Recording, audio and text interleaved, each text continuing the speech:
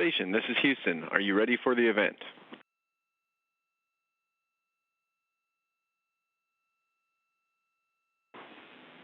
JSC PAO, this is Mission Control Houston. Please call station for a voice check. Station, this is Courtney Beasley with JSC PAO. How do you hear me?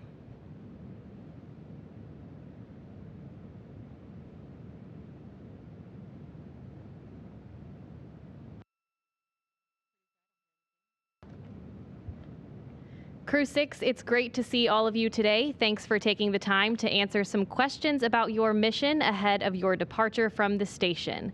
We'll be taking some questions from our phone bridge and through our social media using the hashtag AskNASA. As a reminder, for those on the phone bridge, press *1 when you're ready to ask your question and *2 if your question has already been answered.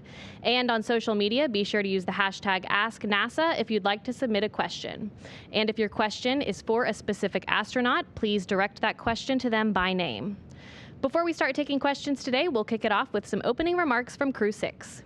Take it away.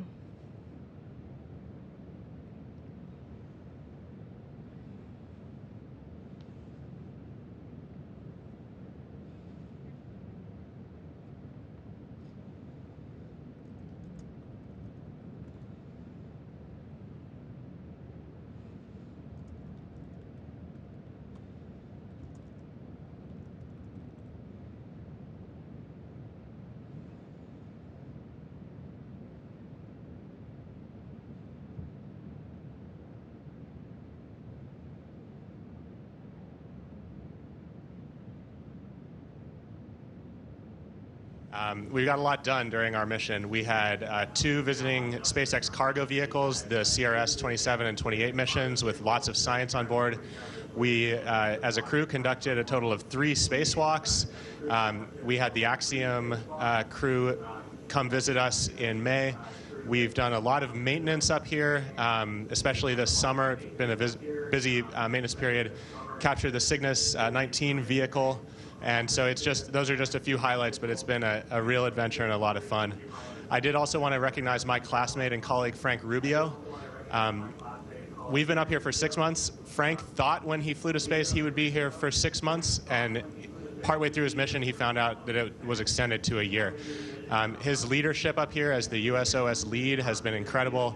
He's been amazing to work with, and Frank is just making a huge sacrifice being away from his family for so long, and I just want to really recognize the service he's given to us aboard the space station.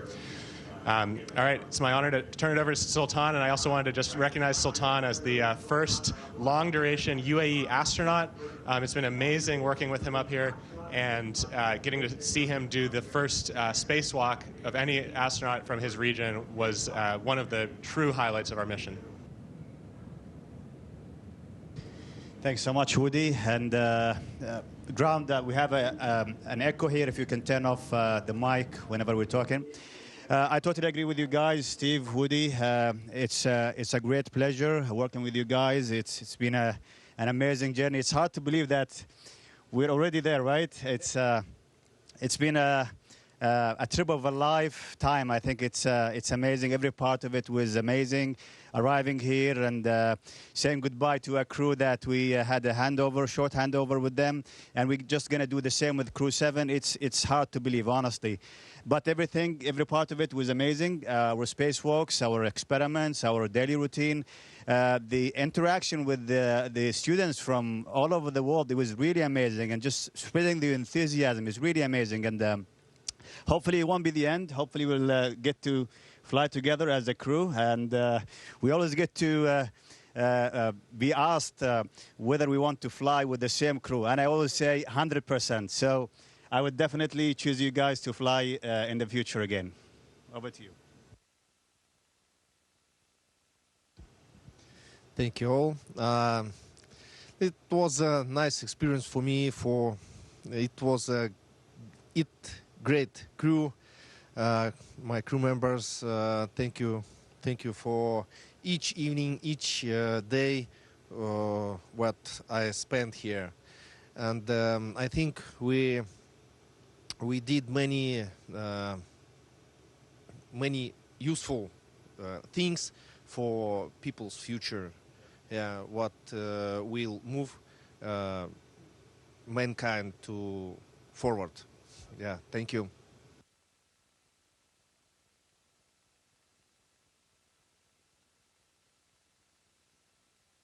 Of a technical difficulty at first, would you please repeat your opening remarks for us?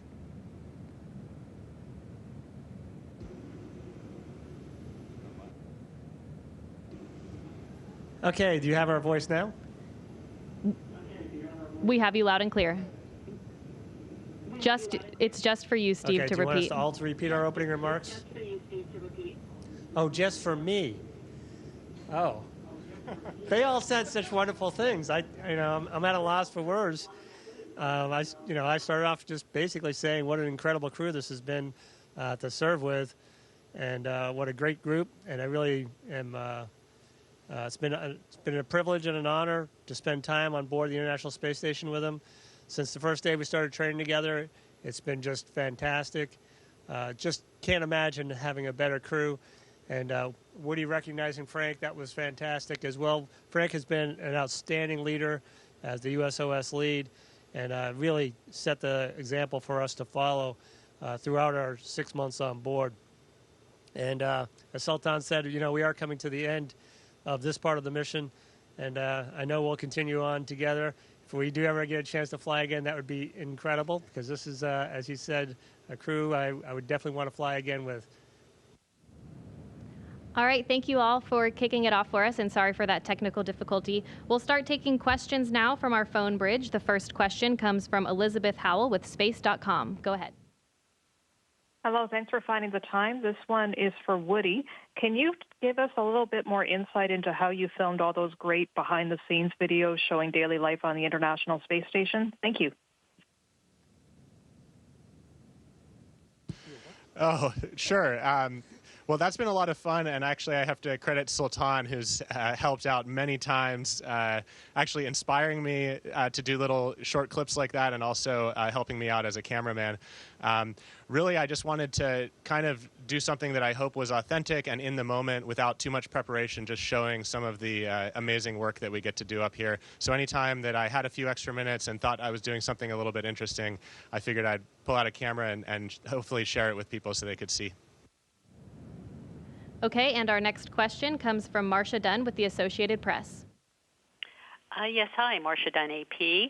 I would like each of the four of you to answer, please. 6 months in space, you're going to be coming back to Earth. Besides family and friends, what are you looking forward to doing or seeing or feeling most? Thank you.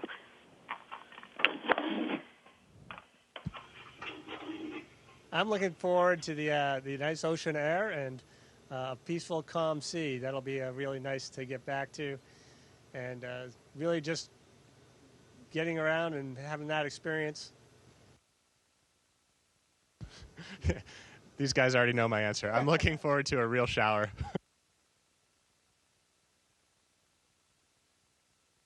Thank you for helping us saying beside family and friends. Yeah, family and friends are the most important, and beside that, I would love a real hot cup of coffee.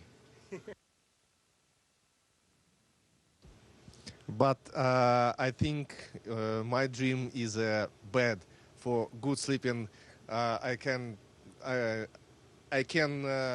lay one side, another side, my back. Sleeping. Yeah, sleeping. Thanks. Our next question is from Bill Harwood with CBS News.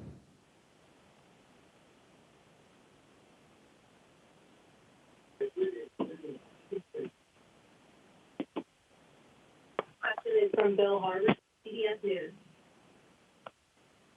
Yeah, hi, Bill Harwood, CBS. Really, for any of you guys, you're speaking about Frank Rubio and spending a year in space. How would you guys describe how you'd feel if someone said, "Hey, you're at the end of 6 months, but hey, you got to stay up another 6 months"? How big of a challenge would that be based on the experience you've had over your 6 month flight? Thanks.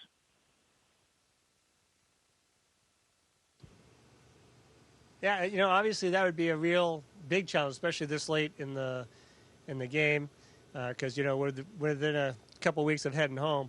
So that would be a huge mental challenge to overcome. And not just for me, but also for my family. And I'm sure they all feel the same, that it's a very, very difficult situation to be put in. But ultimately, I think my family would be okay because it's the part of the mission and part of the needs of what we have to do. And I hope I would respond as well as Frank has. He's been absolutely amazing to watch. Okay, our next question comes from social media from Leah. She asks, what was your favorite day on the space station and why?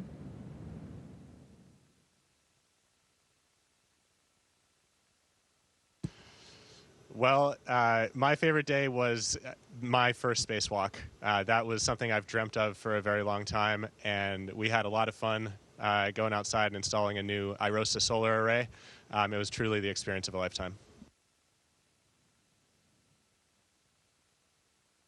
I totally agree with Woody. It is, EVA day. It was amazing, and specifically when we were accomplishing the mission and we're getting back to the station. That was a moment of a lifetime. Honestly, the hard training, all the years of hard work and preparation and studying, finally coming to an end. So absolutely the EVA day. I think my favorite day was the day of arriving. It was amazing, wonderful, nothing. Okay, our next question is from Robert Perlman with Collect Space. Thanks. Did any of the four of you or all of you watch the broadcast of India landing on the moon earlier today, or have since seen the photos from the moon? And if so, can you share if it was particularly surreal watching something like that happen while you yourself are in space, or just give your thoughts on the achievement that was achieved today? They were saying a podcast, but the broadcast of arriving. Yeah, no, they actually had you saw it? Yeah. Okay. Yeah, I had the privilege actually to see that. It was amazing, and I was having my lunch, and I was telling Woody, oh, they made it, and it was really great. It was, as you mentioned, it's really surreal just watching a man-made object landing on the moon, and this is a nation faring, like a space-faring nation like India having the first of a kind mission. It's really amazing. I think it's only the beginning for them, and hopefully many countries and nations will follow the same footsteps. Again, we have an effort going back to the moon, and this is really important to emphasize on the global effort. We can't go alone. We always emphasize on the like shared efforts towards achieving one goal. Our next question is from Mark Carreau with Aviation Week and Space Technology. Thank you. My question is for any of you. Is there any kind of takeaway that you especially think you've experienced for future moon exploration during your stay on the space station?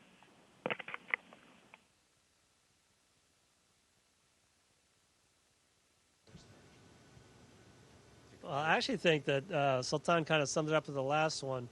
It's incredibly difficult for a single nation to kind of go it alone. So watching the cooperation we've had up here has been really amazing, and really get a chance to appreciate the global effort that needs to be made and how we can all come together and achieve these goals we set out. Our next question is from Austin with Space Explored.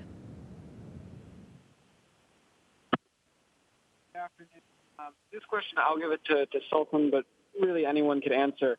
I'd love for you to talk about the kind of challenges of photography in space, and maybe a little bit, if you want to expand on the overview effect, that feeling of just seeing the world without borders, of the difference between seeing that through a window and seeing it, while you're out on an EVA. Thanks. Yeah, thanks for the question. Honestly, we have plenty of training on Earth on different equipments and different cameras and lenses. So we arrive equipped with the knowledge and the know-how how to take pictures. But honestly, it was challenging in the first few days because you have to, first of all, and I would say three things. You need to have planning, and then patience, and then the technique. So with that, I would say it will be easier for you to take pictures, and it will be easier for you to target specific locations. And regarding the overall or the overview effect is really deep because you see the planet and everything that you know of, the history and all the actions and the events throughout the history in that planet that you are orbiting every 90 minutes.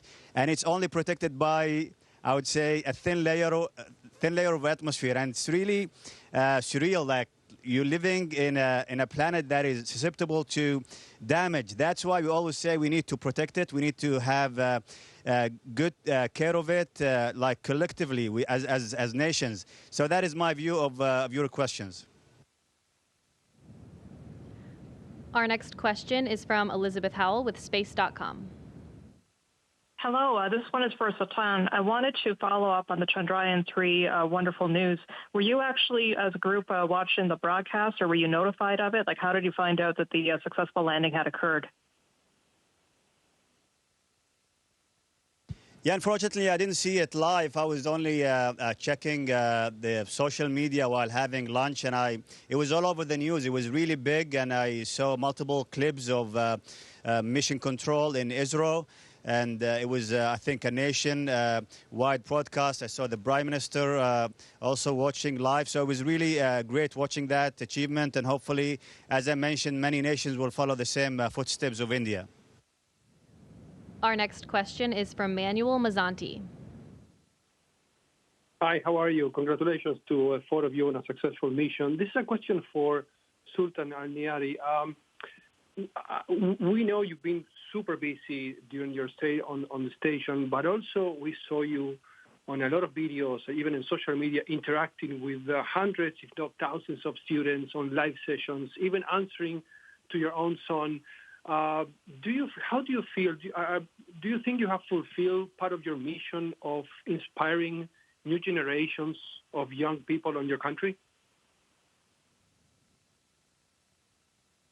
Absolutely. I think I come from a region where space flights have been like stopped for more than 30 years. We had two astronauts from that region, and then we stopped for more than 30 years. And my mission is a continuation of the UA program. The first mission was in 2019, conducted by my colleague Hazan Mansouri.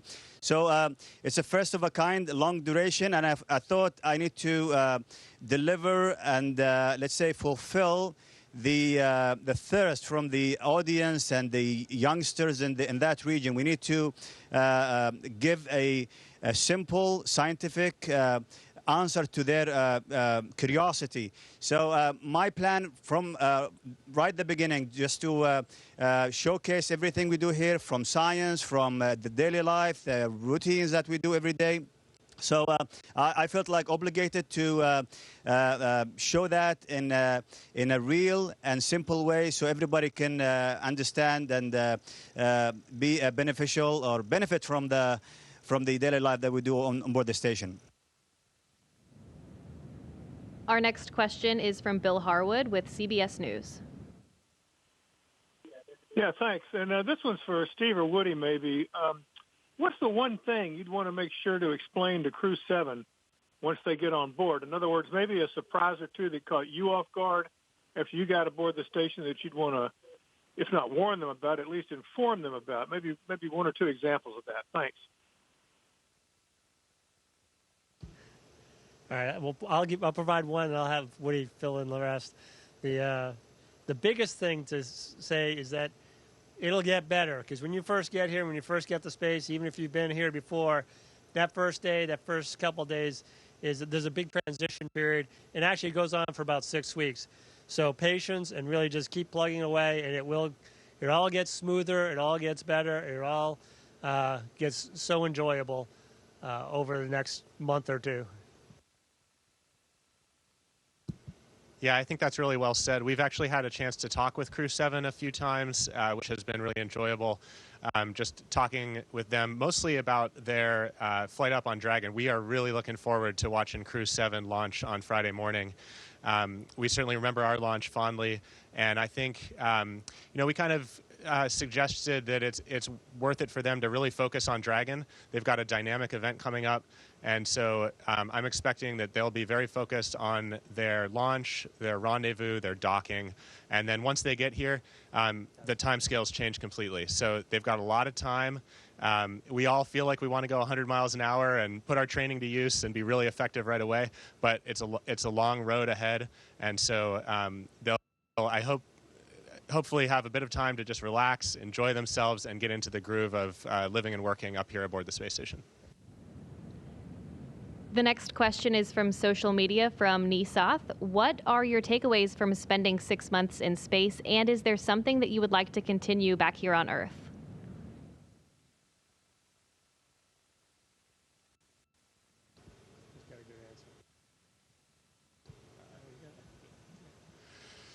Yeah, I think actually I've heard Steve say this a lot. It's really fun to succeed as a team. And being up here, it really feels like we're part of a team. It's a very diverse team. We have people up here from many nationalities, even more of that coming up on Crew 7. And, we're a really tight-knit, close team up here. I want more of that kind of dynamic in my life. It's been really enjoyable being part of this team. And we also really feel it up here how part of the team we are with the ground. The number of people it takes to support missions like these is incredible. And it's just wonderful working every day with our control centers around the world and all of the engineers at places like SpaceX that support these missions and make them happen. We have another social media question. This one is for Sultan from Ahmed. He wants to know, what is the first thing you will do when you arrive in the UAE?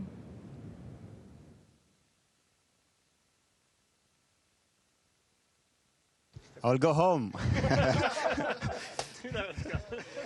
Yeah, honestly, arriving to your homeland after succeeding your mission, I think it's a great thing to have. I cannot honestly comprehend yet, so hopefully I'll get to spend a little bit of time with the family, and then I think the wheel will start rolling again. Hopefully we can get in touch with a lot of students and share the experience with everybody, and just spread the enthusiasm about space, because this place is amazing, and this is only the stepping stone for future and further, I would say, targets in the space. So yeah, overall, just sharing the experience with everybody.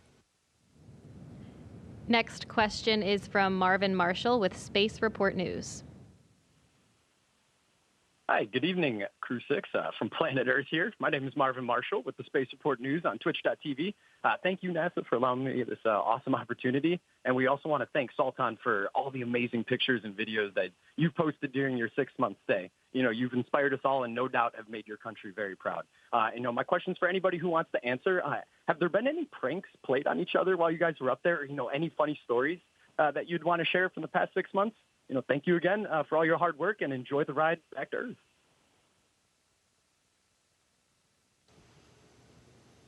Does anybody want to share any of these pranks, or you just want to? Yeah, maybe Woody hiding in the closeout for the. Oh yeah, that's true. Oh yeah, that was good. Yeah, we'll share that one. Go ahead, Woody. Yeah, we've had a couple times where we snuck me, I believe, largest human on the space station right now, into some of the smallest places we can find on the space station. So that's been a lot of fun. And we let him out every single time. Next question is from Robert Perlman with Collect Space. Steve, unlike your 3 crewmates there, you returned to Earth before, even aboard another spacecraft named Endeavour. Other than ending with a splashdown, what do you expect will be different this time around compared to your past experiences?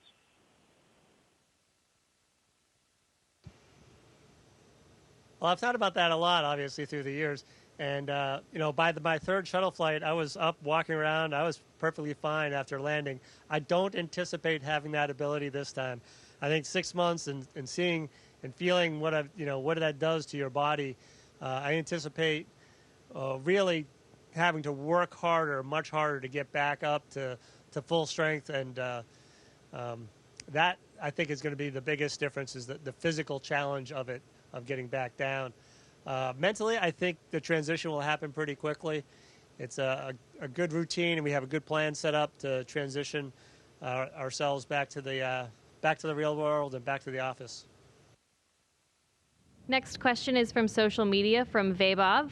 How do you keep your leg muscles so strong so that when you get back to Earth, you can properly walk after 6 months?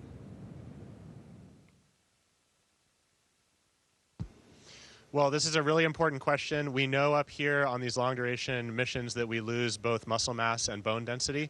And so our primary mitigation against that is a device up here called ARED. It's a resistance exercise machine. So we do, every day, we do a lot of squats and deadlifts, and we have other exercises like bench press we do as well. But for the legs, really, squats and deadlifts is where it's at.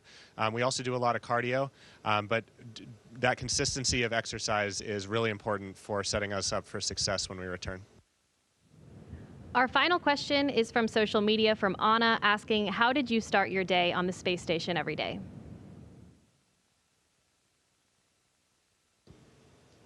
All right. We woke up. That's a good start. Yeah, so I would wake up. I'm usually the first one up, and I would try and sneak out of my crew quarters without trying to wake anybody else up. I'd head down to Node 1 and grab a cold coffee and read the yesterday's newspaper and whatever the daily plan is.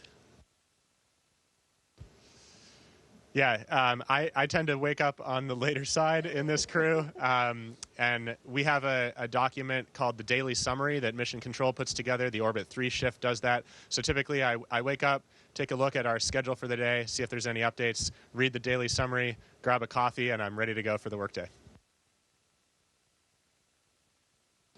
Yeah, basically the same. We have a daily routine that we need to follow, and the good thing is you can prepare. It's not like you're going and drive 20 minutes for work next day. You can prepare the day before, and the night before you can prepare for the next day, so the actual day will be smoother. And actually, it's not only work. We gather every day on the breakfast time and the noon time, and finally we get together with the Russians as well during the evening time, and it's really amazing. We're just like one family working together. How do you wake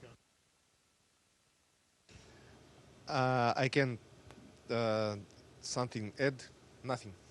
The same. Woke up and eating,